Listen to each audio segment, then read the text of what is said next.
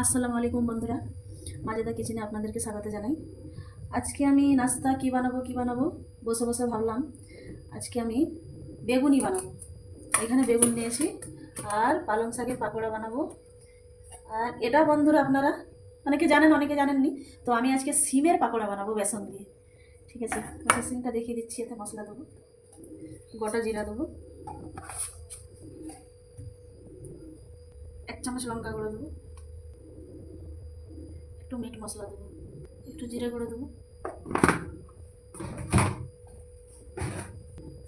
স্বাদ মতো লবণ দেবো। এটা আবার আমি মাখিয়ে নেব।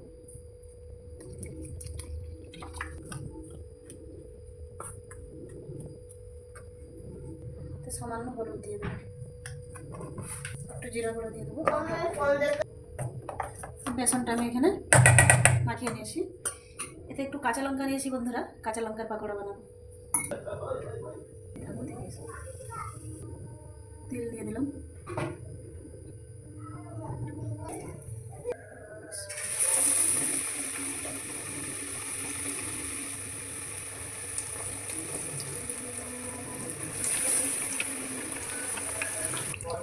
দেখুন বন্ধুরা কত মশলা হয়েছে লাল লাল। এবার আমি এগুলোকে একটা একটা করে করে দিই।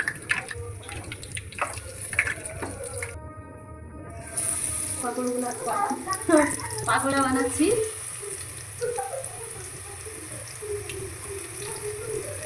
বন্ধুরা বাড়িতে আপনারা ট্রাই করবেন, খুব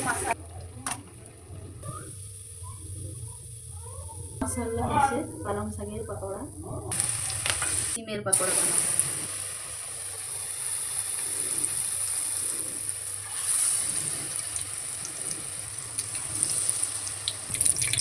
দেখুন বন্ধুরা কত মশলা কালার এসেছে।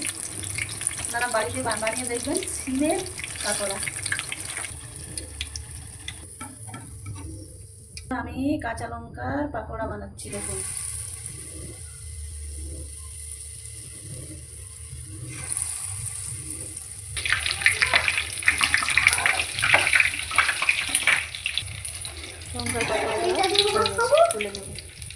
এই যে খেয়ে বলো তো আজকে আমি কি বানিয়েছি।